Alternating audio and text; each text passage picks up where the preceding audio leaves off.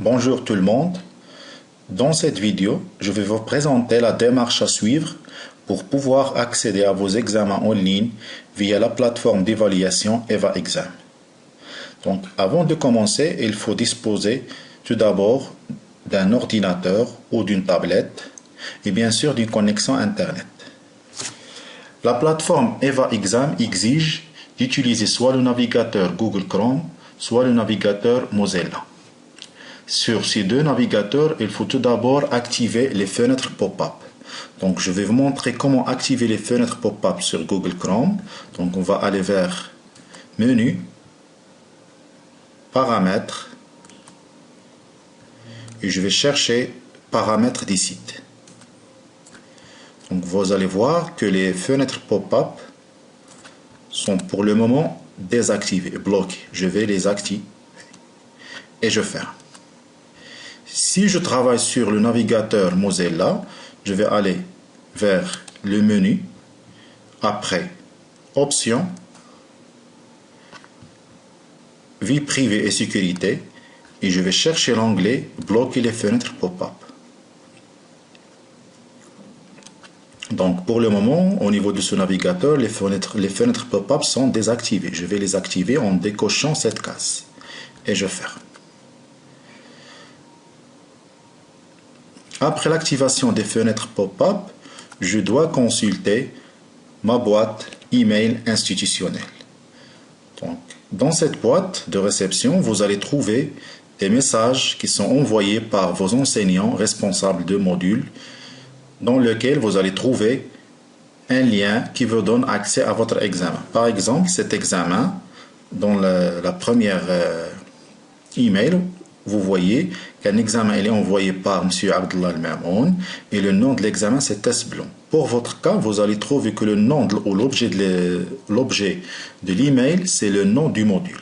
Donc je clique sur cet email et je trouve un lien ici, ce lien. Donc normalement, ce lien qui est en bleu, il va vous donner accès à votre examen.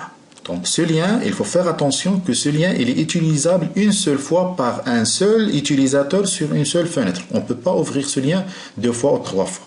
Donc je clique sur le lien, il va me rediriger vers la page de l'examen. Comme vous allez le voir, pour le moment, l'examen il est encore fermé. Donc l'examen sera lancé le jour de l'examen qui est affiché sur le planning des examens sur le site de la fac. Donc, je vais arrêter pour un moment l'enregistrement de cette vidéo pour pouvoir vous activer l'examen. Donc, on revient après l'activation de l'examen. Je ferme cette fenêtre, je reviens vers ma boîte de réception, je clique sur le lien et je serai redirigé vers mon examen. Donc, comme vous allez le voir, en haut de la fenêtre, vous allez trouver une barre de progression qui indique la durée de l'examen, la progression de la durée de l'examen. En plus, cet examen il est composé de deux pages, page 1, page 2. Donc, je peux se déplacer entre les pages en utilisant ces onglets ou je peux cliquer sur Suivant. Donc, dans la première page, on a un exercice constitué de 3 questions. Une question à choix simple, une question de type vrai ou faux et une question à choix multiple. Si je passe à la deuxième page en utilisant le bouton suivant, je vais trouver une autre question dans laquelle je suis obligé de répondre sur cette zone de texte. C'est une question ouverte. Donc la réponse sera rédigée en utilisant le clavier de l'ordinateur ou de la tablette. Donc je reviens vers la première page. Je vais cocher par exemple les bonnes réponses. 3, vrai, c'est un multiple de 3, il est divisible par 3. Et je vais aller vers Suivant.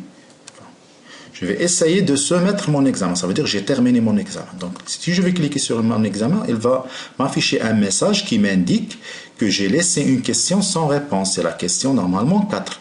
Donc, soit je vais valider, je vais procéder à la soumission de mon examen, soit j'annule pour revenir faire les modifications nécessaires. Donc, je vais annuler cette opération.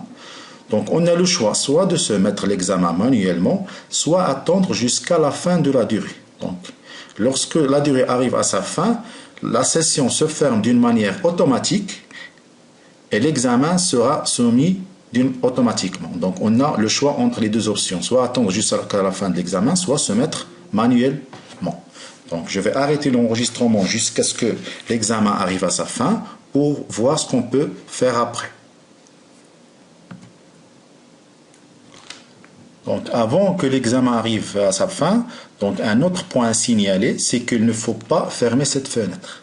Il est strictement interdit de fermer la fenêtre avant la fin de l'examen. Sinon, l'examen ne sera pas soumis et comme ça vous aurez la note 0. Sinon, je vais ajouter une autre remarque. Donc si je clique sur le lien une deuxième fois, vous allez voir que je ne peux pas utiliser ce lien plus d'une seule fois. Vous voyez un message qui vous indique qu'il est déjà utilisé. Donc l'examen touche à sa fin. Donc vous allez voir qu'il va vous afficher un message que le temps d'examen a été terminé. Essayez d'attendre jusqu'à ce que la page se ferme d'une manière automatique. Donc il ne faut pas fermer la page jusqu'à ce qu'un message vous indique que vous avez bien soumis votre... Voilà, donc il vous demande de patienter. On va attendre. Donc voilà. Donc lorsque vous voyez cette page, ça veut dire que votre examen a été bien soumis. Donc je vous remercie pour votre attention et bon courage dans vos examens.